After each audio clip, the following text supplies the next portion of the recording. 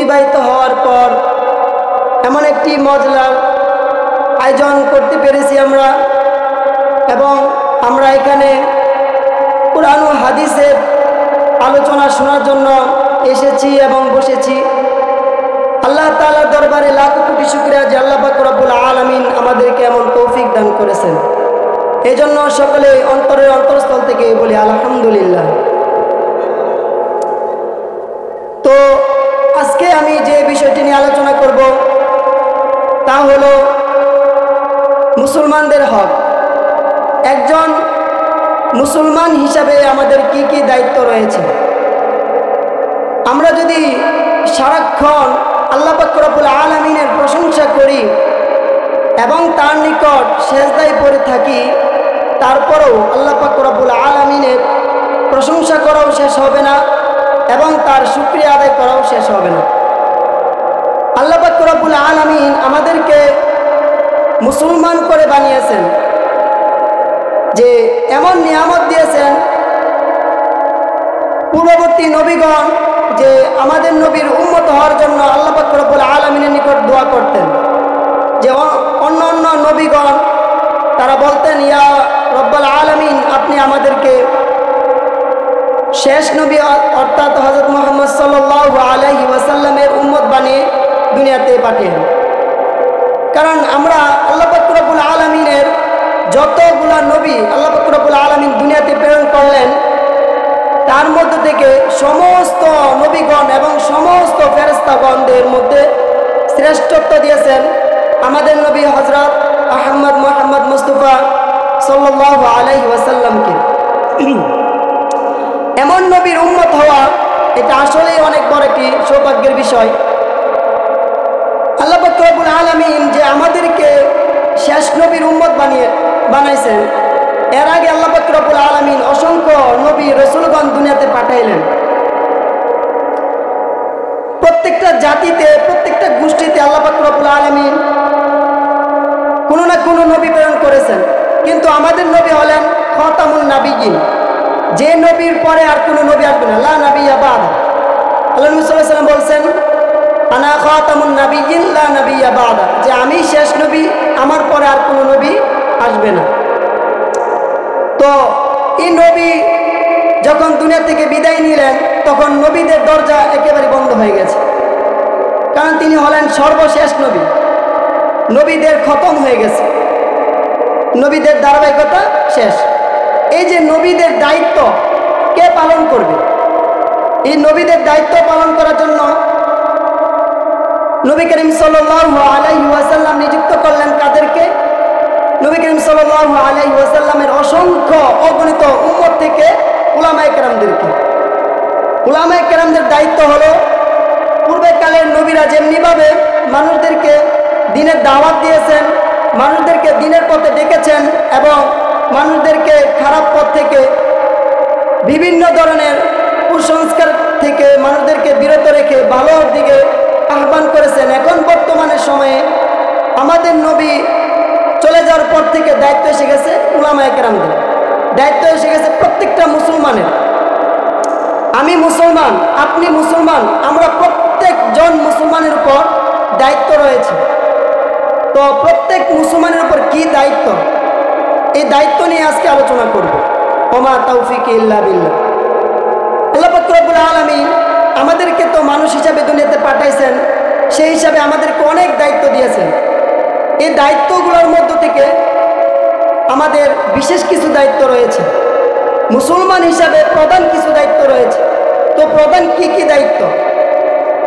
আমি আপনাদের কাছে 4টি দায়িত্বের কথা বলবো। 1 নাম্বার ব্যক্তিগত দায়িত্ব, 2 নাম্বার পারিবারিক দায়িত্ব, 3 নাম্বার সামাজিক দায়িত্ব, 4 নাম্বার ধর্মীয় দায়িত্ব। তো আমি একজন মানুষ, আমি একজন মুসলমান, এই হিসাবে আমি মানুষ, এই হিসাবে আমার ব্যক্তিগত দায়িত্ব কি? আমার ব্যক্তিগত দায়িত্ব হলো যে সর্বপ্রথম আমি কি করব? আমানতু বিল্লাহ, আল্লাহ তাআলার প্রতি ঈমান আনয়ন করব। এটা আমার প্রধান দায়িত্ব। আমি ব্যক্তি হিসাবে, আমি মানুষ হিসাবে, এটা আমার কি দায়িত্ব? প্রধান দায়িত্ব, যে আমি কি করব? আল্লাহ তাআলার প্রতি ঈমান আনয়ন করব। তো আল্লাহ পাক রব্বুল আলামিনের প্রতি ঈমান আনয়ন করার পর আমার কি দায়িত্ব রয়েছে। আর ঈমান আনয়ন মানে কি? ঈমান মানে হলো যে অদৃশ্য, যেটা আমরা দেখি না, না দেখে বিশ্বাস করা।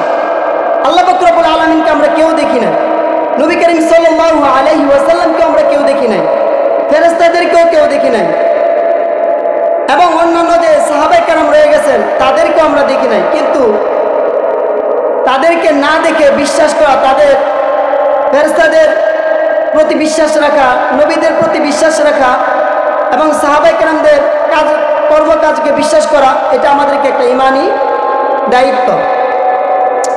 তো ঈমান আনয়ন করার পর আমাদের দ্বিতীয় দায়িত্ব কি? একজন ব্যক্তি হিসাবে দ্বিতীয় দায়িত্ব কি? একজন মুসলিম হিসাবে এখন যেহেতু আমি ঈমান আনয়ন করলাম, মানুষ হিসাবে আমি ঈমান আনয়ন করলাম, ঈমান আনার পর আমার দায়িত্ব কি? ঈমান আনছি মানে আমি কি হয়েছি? মুসলমান হয়েছি। এখন আমার দায়িত্ব কি? এখন আমার দায়িত্ব হলো ওয়া'বুদুল্লাহ, আল্লাহ তাআলার কি করা? ইবাদত করা। তো আল্লাহ পাক রব্বুল আলামিনের ইবাদত করা, এই ইবাদত করার অনেকগুলো পদ্ধতি রয়েছে। তো প্রথম পদ্ধতিগুলো কি কি? ঈমান আনয়ন করার পর পদ্ধতিগুলো কি? ওয়াকিমুস সালাহ, কি আদায় করা? নামাজ আদায় করা। এটা হলো ঈমান আনার পরবর্তী যে ধাপ, সেটা কি? নামাজ আদায় করা। সর্বপ্রথম আমাকে ঈমান আনয়ন করার পর কি করতে হবে? নামাজ আদায় করতে হবে।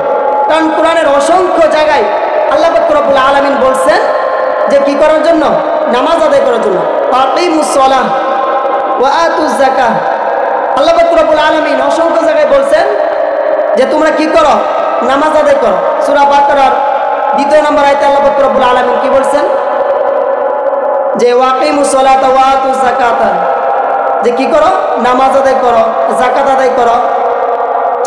তার পরবর্তীতে আল্লাহ পাক রব্বুল আলামিন আরো অসংখ্য আয়াত আছে যে ওয়াকিমুস সালাতা ওয়া আতুজ যাকাতা ওয়ারকাউ মা'আর রাকিন, তোমরা নামাজ আদায় করো, যাকাত দাও এবং রুকুকারীদের সাথে রুকু করো। এমনিভাবে ইয়া আইয়ুহাল্লাযীনা আমানু ইসতাঈনু বিস-সাবরি ওয়াস-সালাহ, আল্লাহ পাক রব্বুল আলামিন বলছেন হে ঈমানদারগণ, তোমরা নামাজের মাধ্যমে এবং ধৈর্য ধরার মাধ্যমে আমার নিকট সাহায্য প্রার্থনা করো। আল্লাহ পাক রব্বুল আলামিন আরো বলছেন ইন্নাস সালাতা তানহা আনিল ফাহশাই ওয়াল মুনকার, যে নিশ্চয় নামাজ অশ্লীল এবং বেহায়াপনার কাছ থেকে বিরত রাখে। সর্বশেষ যে ছোট্ট একটি সূরা, এই সূরার মধ্যে আল্লাহ পাক রব্বুল আলামিন নামাজের কথা বলছেন কি? ফাসাল্লি লিরাব্বিকা ওয়ানহার, সুতরাং আপনি কি করুন? নামাজ পড়ুন এবং কুরবানি করুন। তো আমরা কোরআনের অসংখ্য আয়াত যদি আমরা দেখি, তাহলে নামাজের আয়াত আমরা পাবোই পাবো। ততই বুঝতে পারলাম যে নামাজের গুরুত্ব। ঈমান আনয়ন করার পর যত ইবাদত আছে, সমস্ত ইবাদত থেকে বেশি গুরুত্বপূর্ণ কি? নামাজ আদায় করা। নামাজ আদায় করা ব্যতীত কোনো মুসলমান সফল কাম হতে পারবে না। সে ব্যক্তিগত জীবনে সফল কাম হতে পারবে না। তার ব্যক্তিগত জীবনে ইবাদতের ক্ষেত্রে প্রথম ধাপ কি? নামাজ আদায় করতে হবে। দ্বিতীয়, নামাজের পর আমাদেরকে কি করতে হবে? যাকাত আদায় করতে হবে। তারপর আমাদেরকে রোজা পালন করতে হবে, হজ করতে হবে।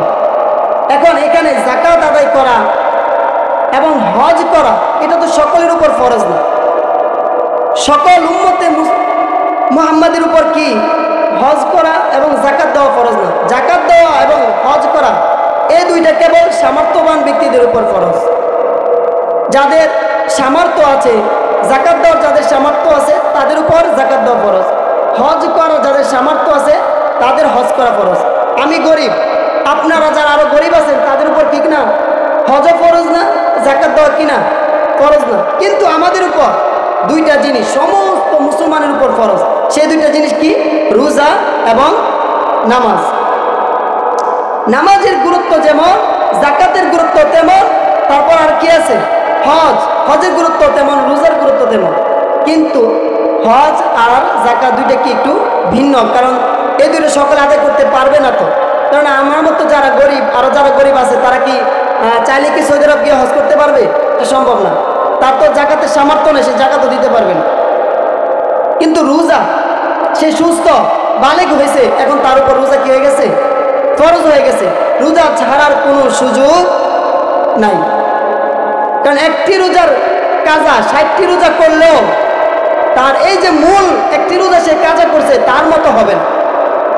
আল্লাহ পাক রব্বুল আলামিন রোজার যে ফজিলত এটা স্বয়ং আল্লাহ পাক রব্বুল আলামিন নিজে তার রোজাদার বান্দাকে দিবেন। এ শুধু একমাত্র রোজা পুরস্কার একমাত্র আল্লাহ পাক রব্বুল আলামিন নিজে দিবেন। কেন? যে এক ব্যক্তি রোজা রাখলো, সে যদি চাইতো তাহলে সে গোপনে কি করতে পারতো? পানীয় খেতে পারতো, কেউ দেখতো না। যদি সে চাইতো লুকায় লুকায় অনেক কিছু খেতে পারতো। আমার বাড়ি ধরেন নরসিংদী, আমি যদি একটু দূরে যাই বা রায়পুরে যাই, আমাকে তো কেউ চিনবে না। আমি ইচ্ছা করে হোটেলের ভিতরে গিয়ে বসে ইচ্ছা মতো পেট ভরে খেয়ে ফেলতে পারবো, কেউ বাধাও দিবে না। কিন্তু আমি আল্লাহর ভয়ে, কার ভয়ে? একমাত্র আল্লাহ পাক রব্বুল আলামিনের ভয়ে আমি এটা কি করতেছি? পালন করতেছি। কিন্তু নামাজ, যাকাত, হজ এটার মধ্যে কিন্তু রিয়া আসে। রিয়া মানে কি? দেখানো যে আমি নামাজ পড়তেছি, এটা মানুষে দেখতেছে। আমি যদি মসজিদে না যাই তাহলে মানুষ মনে করবে যে সে হয়তো নামাজই পড়ে না। কিন্তু রোজার ক্ষেত্রে বিষয়টা কিন্তু এমন না। আপনি যদি যাকাত না দেন তাহলে মানুষ বুঝতে পারবে যে আপনি যাকাত দেন না, আপনার ইবাদতের কথা প্রকাশ পেয়ে যাচ্ছে। আপনি যদি সামর্থ্য থাকার পর হজ না করেন তাহলে মানুষ জানতে পারবে যে আপনার সামর্থ্য আছে কিন্তু হজ করতেছেন না, আপনার ইবাদতগুলো প্রকাশ হয়ে যাচ্ছে। কিন্তু রোজার ক্ষেত্রে এমনটা হয় না, কারণ রোজা একান্ত গোপনীয়। আপনি যদি এখন বলেন যে আমি রোজা রাখছি তাহলে এটা মানুষ জানতে পারবে। যদি না বলেন, এমন কোনো মানুষের ক্ষমতা নাই যে সে জানবে যে আপনি রোজা রাখছেন। এই কারণে এটা যেহেতু গোপনীয়, আল্লাহ পাক রব্বুল আলামিন তার বরকত দিবেন কি? নিজের হাতে। তো আল্লাহ পাক রব্বুল আলামিন রোজার ফজিলত, যাকাতের ফজিলত, নামাজের ফজিলত, এগুলোর ফজিলত আল্লাহ পাক রব্বুল আলামিন বেশি বেশি করে দিলেন। কেন? এগুলো হলো ফরজ। এগুলো কি? ফরজ। ইসলামের এগুলো হলো স্তম্ভ। এগুলো কি? স্তম্ভ। তো রোজা, আল্লাহ নবী সাল্লাল্লাহু আলাইহি ওয়াসাল্লাম বললেন আসসাওমু জুন্নাতুন। রোজা এটা কি? রোজা হলো ডাল স্বরূপ। কি স্বরূপ? ডাল বুঝেন? ডাল মানে হলো যুদ্ধের মধ্যে আপনি যুদ্ধ করতেছেন, আপনার উপর আঘাত আসতেছে, আপনি এটা কি করবেন? আঘাতটা ফিরাবেন হাত দিয়ে। যে জিনিসটা দিয়ে ফিরাবেন এটার নাম কি? একটা ডাল। এটার নাম কি? একটি ডাল। যে আপনি আঘাত ফিরেতেছেন এটাকে একটা ডাল। আল্লাহ নবী সাল্লাল্লাহু আলাইহি সাল্লাম বলছেন রোজা এটাকে একটা ডাল। যে এই রোজা আপনাকে কি করে? যাবতীয় গুনাহ থেকে আপনাকে বিরত রাখে। রোজা মানে কি? যে ভোর রাত থেকে নিয়ে সুবহ সাদেক থেকে নিয়ে সূর্য অস্তমিত হওয়া পর্যন্ত আপনাকে কি করতে হয়? খানা পিনা বন্ধ রাখতে হয়, তারপরে স্ত্রী সহবাস বন্ধ রাখতে হয়, বা যাবতীয় যত প্রকারের গুনাহ আছে সমস্ত প্রকারের গুনাহ থেকে কি থাকতে হয়? আপনাকে বিরত থাকতে হয়। তাহলে কি হয়? রোজা হয়। এই কারণে আল্লাহ নবী সাল্লাল্লাহু আলাইহি ওয়াসাল্লাম বলছেন কি? আসসিয়ামু জুন্নাহ। রোজা কি করে? যাবতীয় গুনাহ থেকে বিরত রাখে। তো এইভাবে প্রত্যেকটা জিনিসের ফজিলত আল্লাহ পাক রব্বুল আলামিনের নিকট অনেক। তো ইবাদতের ক্ষেত্রে সংক্ষিপ্ত বললাম। তো ইবাদতের পরে কি? আমরা ঈমান জানলাম। একজন ব্যক্তিগত দায়িত্ব হিসেবে আমার প্রধান দায়িত্ব কি ছিল? ঈমান আনয়ন করা। মুসলমান হিসেবে প্রধান দায়িত্ব ছিল কি করা? নামাজ পড়া, ইবাদত করা। ওয়া আবুদুল্লাহ, আল্লাহ তাআলার ইবাদত করা। তো ব্যক্তিগত দায়িত্বের মধ্যে আরেকটা দায়িত্ব কি রয়েছে? সেটা হলো আখলাক, নৈতিকতা, অর্থাৎ চরিত্র। আপনার চরিত্র কেমন হইবে? আপনার চরিত্র এমন হইতে হবে যে আপনি সর্বদাই সত্য কথা বলবেন, সর্বদাই আপনি সত্য বলবেন, কখনো কি করবেন না? মিথ্যা বলবেন না। আপনার চরিত্র হতে হবে নবী করিম সাল্লাল্লাহু আলাইহি ওয়াসাল্লাম সম্পর্কে আম্মা জান আয়েশা সিদ্দিকা রাদিয়াল্লাহু তাআলা আনহার কাছে জিজ্ঞাসা করা হলে যে নবী করিম সাল্লাল্লাহু আলাইহি সাল্লামের আখলাক কেমন ছিল, তখন আম্মা জান আয়েশা সিদ্দিকা রাদিয়াল্লাহু তাআলা আনহা বললেন কানা খুলুকুহু আল কুরআন। যে নবী করিম সাল্লাল্লাহু আলাইহি ওয়াসাল্লামের চরিত্র ছিল কেমন? যে সম্পূর্ণ কুরআন। এই কুরআনে যা যা বলা হচ্ছে আমার নবী ঠিক তেমনই ছিলেন। সুবহানাল্লাহ বলবেন না? আল্লাহ নবী সাল্লাল্লাহু আলাইহি ওয়াসাল্লামের আদর্শ যদি আমরা গ্রহণ করতে চাই তাহলে আমাকে সর্বপ্রথম কোরআনকে ফলো করতে হবে। কোরআন ফলো করা ব্যতীত আমি নবী করিম সাল্লাল্লাহু আলাইহি ওয়াসাল্লামের আদর্শ কখনো গ্রহণ করতে পারবো না। আবার কোরআনকে ব্যাখ্যা করে গেছে কি? নবী করিম সাল্লাল্লাহু আলাইহি ওয়াসাল্লামের হাদিসগুলো। কোরআনের পরে যেগুলো আমরা কোরআনে পাবো না সেগুলো আমরা কি করব? হাদিস তালাশ করব। হাদিসের মধ্যে আমরা কি পাবো? নবী করিম সাল্লাল্লাহু আলাইহি ওয়াসাল্লাম প্রত্যেকটা কাজ কিভাবে করেছেন, প্রত্যেকটা কাজের বর্ণনা তিনি কিভাবে দিয়েছেন, সেগুলো আমরা কোথায় পাবো? হাদিসে পাবো। আখলাকের মধ্যে সর্বপ্রথম কি বললাম? আমাকে মিথ্যা কথা ছাড়তে হবে, সর্বদাই সত্য কথা বলতে হবে, আর মানুষের সাথে সর্বক্ষণ সদাচরণ করতে হবে। এখন আপনার টাকা আছে, পয়সা আছে, আপনি যা খুশি তা করবেন, আপনার ক্ষমতা আছে বলে আপনি ধমক দিয়ে কথা বলবেন, এটা আপনার উত্তম চরিত্রের মধ্যে পড়বে না। উত্তম চরিত্র হতে হলে আপনাকে নম্র হতে হবে, বিনয়ী হতে হবে। নৈতিকতা পালন করতে হলে আপনাকে নম্র এবং বিনয়ী হতে হবে। আর মুসলিম হিসাবে আপনার এটা একটা দায়িত্ব, এটা কি একটা দায়িত্ব। এগুলো হলো ব্যক্তিগত দায়িত্ব। তো ব্যক্তিগত দায়িত্বের পরে বলছিলাম পারিবারিক দায়িত্ব। তো পারিবারিক দায়িত্ব কি? পারিবারিকও কিছু দায়িত্ব রয়েছে আমাদের উপর। একজন মুসলমান, তার উপর পারিবারিক দায়িত্ব আছে। পরিবারের মধ্যে আমার সবচেয়ে বেশি আপন কে? আমার মা বাবা। কারণ আল্লাহ পাক রব্বুল আলামিন কোরআন পাকের মধ্যে বলছেন যে ওয়াবিল ওয়ালিদাইনি ইহসানা, যে মাতা পিতার সাথে ভালো ব্যবহার করার জন্য, মাতা পিতার সাথে ভালো ব্যবহার করার জন্য আল্লাহ পাক রব্বুল আলামিন বলছেন ওয়াকুল লাহুমা উফি ওয়ালা তানহারহুমা ওয়াকুল লাহুমা কাওলান কারীমা, যে তোমরা তোমাদের মাতা পিতার সাথে ভালো ব্যবহার করো, সৎ ব্যবহার করো, তাদেরকে কখনো ধমক দিও না, এবং তাদের সাথে কথা বলা বিনয়ী নম্রতা অবলম্বন করো। সবচেয়ে বড় কথা হলো তাদেরকে উফ শব্দ করা যাবে না। যখন তারা বার্ধক্যে পৌঁছে যাবে, যখন তাদের সেন্স দুর্বল হয়ে যাবে, কথাবার্তা একটু অন্যরকম হয়ে যাবে, বাচ্চাদের মতো হয়ে যাবে, তাদের আচরণ একেবারে বাচ্চাদের মতো হয়ে যাবে, তখন তোমরা তাদেরকে ধমক দিও না। ওয়ালা তানহারহুমা, তাদেরকে ধমক দিও না, তাদের সাথে উচ্চ সুরে আওয়াজ করো না, নম্র এবং বিনয়ী ভাবে তাদের সাথে কথা বলো। এবং তাদেরকে যখন তোমরা ডাকবা, মায়া মোহাব্বত করে ডাকবা। যখন তুমি ডাকতেছ, ডাকের মধ্যে যেন কোনো কঠিন এবং কাঠিন্য কোনো আওয়াজ না আসে আপনার ডাকের মধ্যে। ডাকের মধ্যে আসতে হবে নম্র এবং ভদ্র, দয়াপূর্ণ ডাক আপনাকে দিতে হবে। এটা হলো মা বাবার একটি হক। আল্লাহ পাক রব্বুল আলামিন মাতা পিতার সম্পর্কে অসংখ্য আয়াতের মধ্যে একথা বলেছেন যে ওয়াবিল ওয়ালিদাইনি ইহসানা, তুমি তোমার মা বাবার সাথে ভালো ব্যবহার করো। এই কথাটা অনেক জায়গায় বলছেন। আল্লাহ নবী সাল্লাল্লাহু আলাইহি ওয়াসাল্লাম তো বলছেন যে তোমার বাবা যদি কাফেরও হয়, তারপর তার সাথে ভালো ব্যবহার করো, তাকে কষ্ট দিও না। আর মুসলমান হলে তো কোনো কথাই নেই। তো পরিবারের মধ্যে আমার সর্বপ্রথম দায়িত্ব কি? মা বাবার সাথে কি করতে হবে? ভালো ব্যবহার করতে হবে। তারপর কি? আমার যে ভাই বোন, ওয়াবিল ওয়ালিদাইনি ইহসানা ওয়াবিদিল কুরবা ওয়াল ইয়াতামা, ওয়াবিদিল কুরবা এবং নিকটাত্মীয় যারা আছে, ভাই বোন এবং চাচা চাচি, খালা খালু, এমন আরো যারা নিকটাত্মীয় আছে, তাদের সাথে কি করতে হবে? আমাকে ভালো ব্যবহার করতে হবে, তাদের সাথে নম্র ভাষায় কথা বলতে হবে। তো এরা হলো কি আমার পরিবার। পরিবারের মধ্যে আরেকটি শাখা রয়েছে, সেটা হলো স্ত্রী। একজন স্বামীর জন্য তার স্ত্রী খুব গুরুত্বপূর্ণ। আল্লাহ নবী সাল্লাল্লাহু আলাইহি সাল্লাম বলছেন খায়রুকুম খায়রুকুম লিআহলিহি ওয়া আনা খায়রুকুম লিআহলিহি, তোমাদের মধ্যে ওই ব্যক্তি সর্বোত্তম যে ব্যক্তি তার পরিবারের নিকট সর্বোত্তম, আর আমি হইলাম আমার পরিবারের নিকট কি উত্তম। আপনাকে ভালো হওয়া এটা কার নিকট হইতে হবে? পরিবার নিকট হইতে হবে। আপনি শুধু মানুষের কাছে ভালো তাহলে হবে না, আপনার পরিবারের নিকটে কি হতে হবে? আপনাকে ভালো হতে হবে। স্ত্রী ব্যাপারে কি বলবো, যে একজন মেয়ে তার বাবা মার কাছে সে কিন্তু রাজকন্যা। ছোট সময় থেকে বাবা ছেলেকে যতটুকু ভালোবাসে তার থেকে বেশি ভালোবাসে তার মেয়েকে। মা তারা ডাকি দেয় না, সব সময় তাদের সাথে ভালো ব্যবহার করে। বাবা মা তার মেয়েটাকে খুব যত্নের সাথে লালন পালন করে, ভাই বোন খুব আদর করে বোনকে। তারপরও যখন তার উপযুক্ত সময় হয়, তখন আরেকটি ছেলেকে ভালো করে পরিচয় নাই, ভালো করে সম্পর্ক নাই, এমন একটা ছেলের কাছে তুলে দেয়।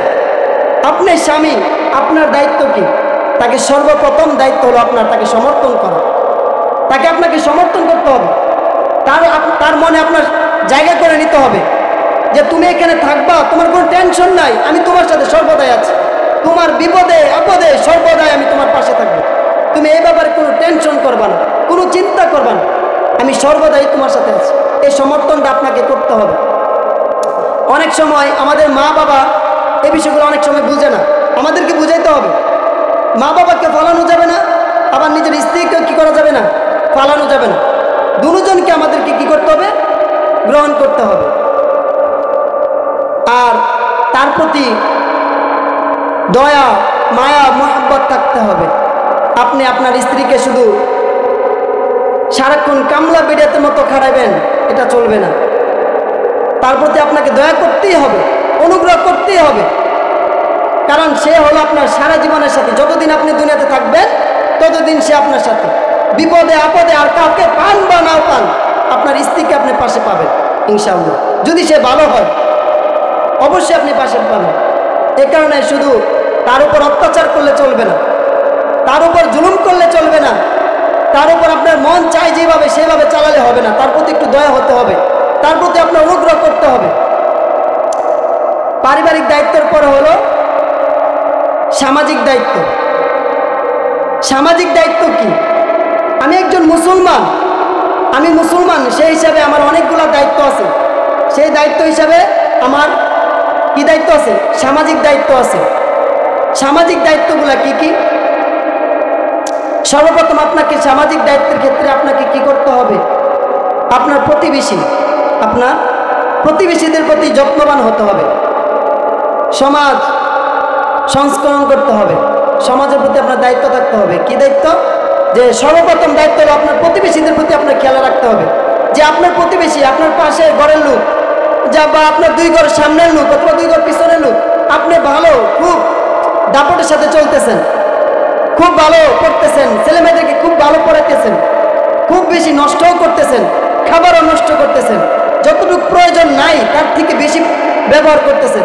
কিন্তু আপনি পাশের যে লোক, যে ঘরের ছেলে মেয়ে বাচ্চারা আছে, তাদের খাওয়া নাই, তাদের পোশাক নাই, তাদের যত্ন নেবে এমন পরিবেশ নাই, এগুলোর প্রতি আপনাকে খেয়াল করতে হবে। কারণ নবী করিম সাল্লাল্লাহু আলাইহি ওয়াসাল্লাম আমাদেরকে নিকট আত্মীয় এবং পরিবেশীদের, যারা পরিবেশ আমাদের পাশে যারা রয়েছে, তাদের প্রতি যত্নবান হওয়ার কথা বলেছেন। তো এই ব্যাপারে যে আয়াতটা আমি সর্বশেষে বলবো আর কি। তো আমাদের পাশে যারা রয়েছে তাদেরকে কি করতে হবে? তাদের প্রতি আমাদেরকে সৌহার্দ্যপূর্ণ হতে হবে এবং তাদের প্রতি আমাদেরকে দয়াবান হতে হবে।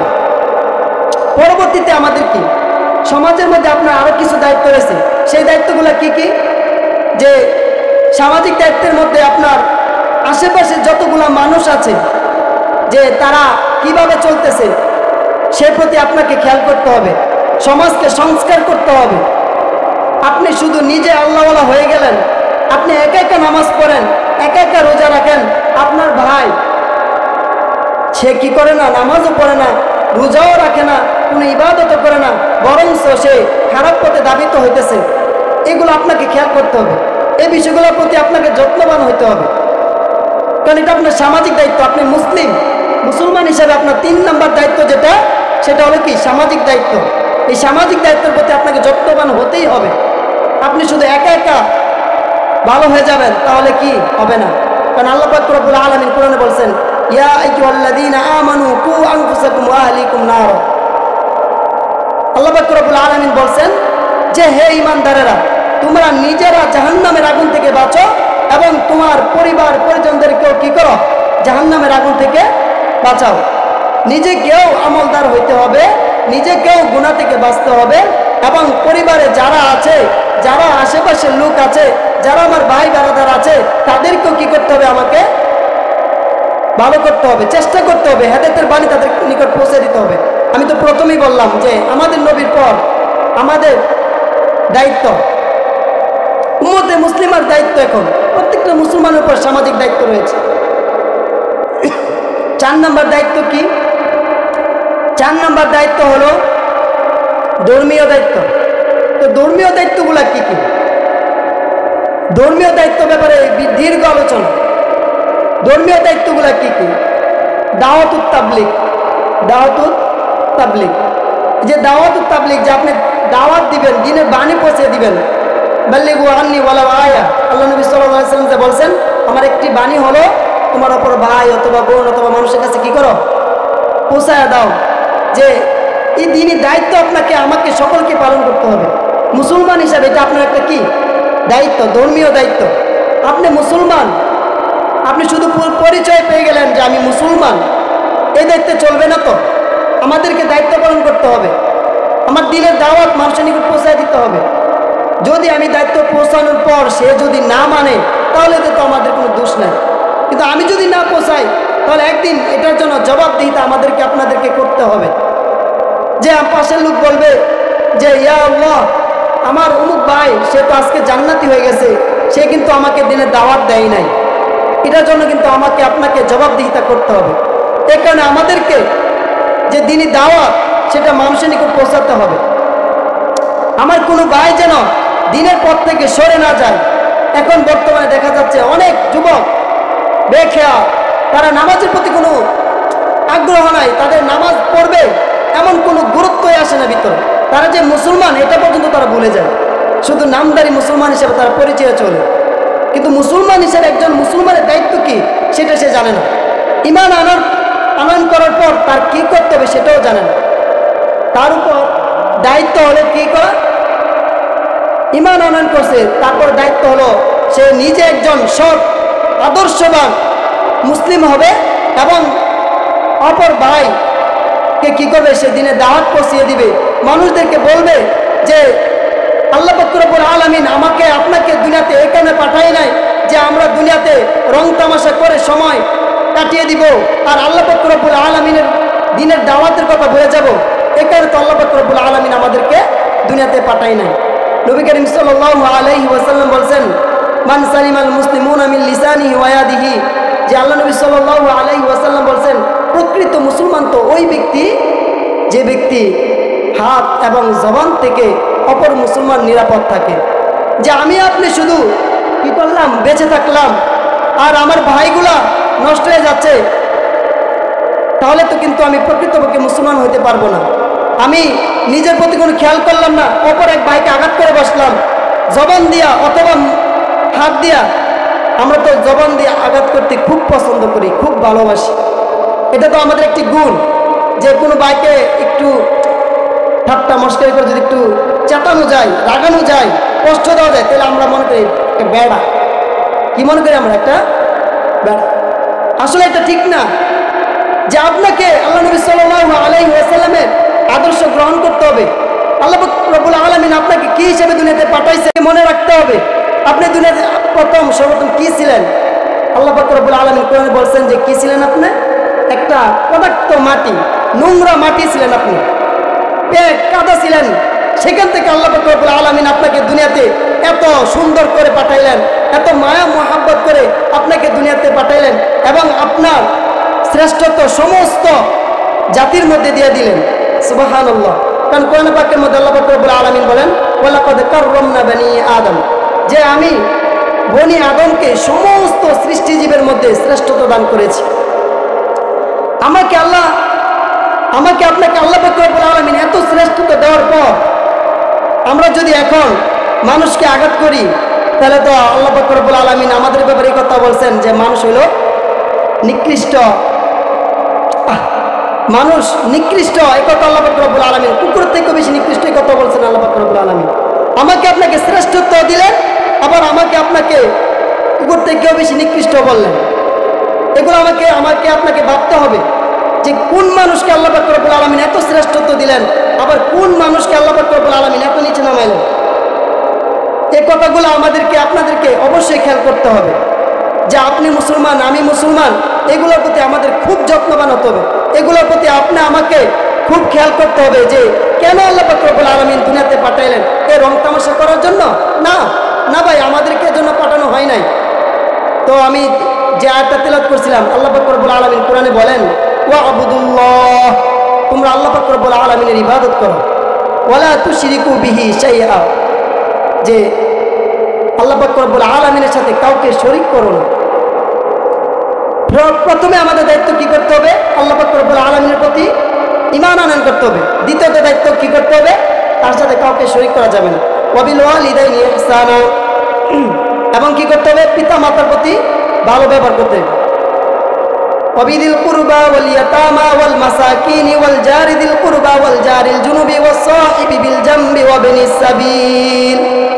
আল্লাহ পাক রব্বুল আলামিন বলেন যে নিকট আত্মীয়, দূরবর্তী আত্মীয়, এতিম, মিসকিন এবং নিকট প্রতিবেশী, দূরবর্তী প্রতিবেশী, রাস্তার প্রতীক, মুসাফির, এদের সাথে আমাদেরকে কি করতে হবে? সৌহার্দ্যপূর্ণ আচরণ করতে হবে। তাদের সাথে আমাদেরকে ভালো ব্যবহার করতে হবে। তাদের প্রতি আমাদেরকে মায়া দেখাতে হবে। ওমা মালাকাত আইমানুকুম, এবং আমাদের আপনাদের অধীনে যারা রয়েছে, অর্থাৎ ওই সময় তো ছিল গোলামবাদীর জমানা ছিল, কিন্তু এখন তো গোলামবাদীর জমানা নাই, কিন্তু এখন আছে কর্মচারী, যে আপনার আন্ডারে যারা কাজ করে তাদের প্রতি আপনাদের যত্নবান হতে হবে, তাদের প্রতি আপনাকে দয়াবান হতে হবে। ওমা মালাকাত আইমানুকুম, তোমাদের অধীনে যারা রয়েছে তাদের প্রতি তোমরা যত্নবান হও, দয়াবান হও।